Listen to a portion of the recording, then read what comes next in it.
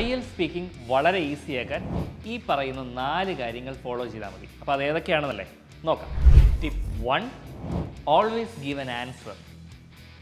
അപ്പോൾ നമുക്കൊരു ക്വസ്റ്റ്യൻ കിട്ടി. ഈ ഒരു ക്വസ്റ്റ്യൻ അനുസരിച്ച് നമ്മൾ ആൻസർ പറയുന്നു എന്ന് വിചാരിച്ചു. അതൊരു യെസ് ഓർ നോ അല്ലെങ്കിൽ ഒരു വളരെ ഷോർട്ടായിട്ട് പറഞ്ഞ് നിർത്താതെ മാക്സിമം അത് ഡെവലപ്പ് ചെയ്ത് പറയാൻ ശ്രമിക്കുക.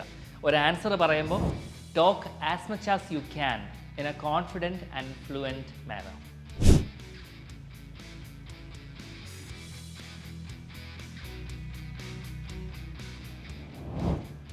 Tip number 2, look at the question from multiple angles.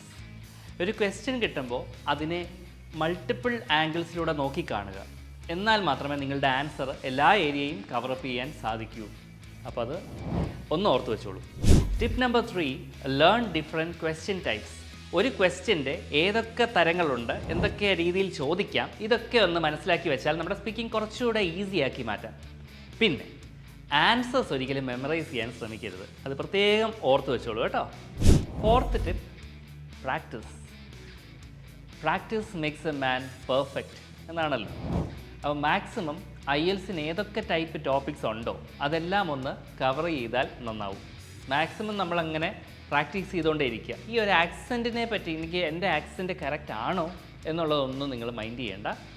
Maximum അത് പ്രാക്ടീസ് ചെയ്തുകൊണ്ടേ ഇരിക്കുക. പിന്നെ ചെറിയൊരു ചിരിയോടുകൂടി, അതായത് പുഞ്ചിരി, അട്ടഹാസമല്ല, ചെറിയ പുഞ്ചിരിയോടുകൂടി ഒന്ന് സംസാരിച്ചാൽ നിങ്ങളുടെ ആ സംസാരത്തിന് അല്ലെങ്കിൽ നിങ്ങളുടെ ആ ഒരു സ്പീക്കിംഗ് അട്രാക്റ്റീവ് ആവും.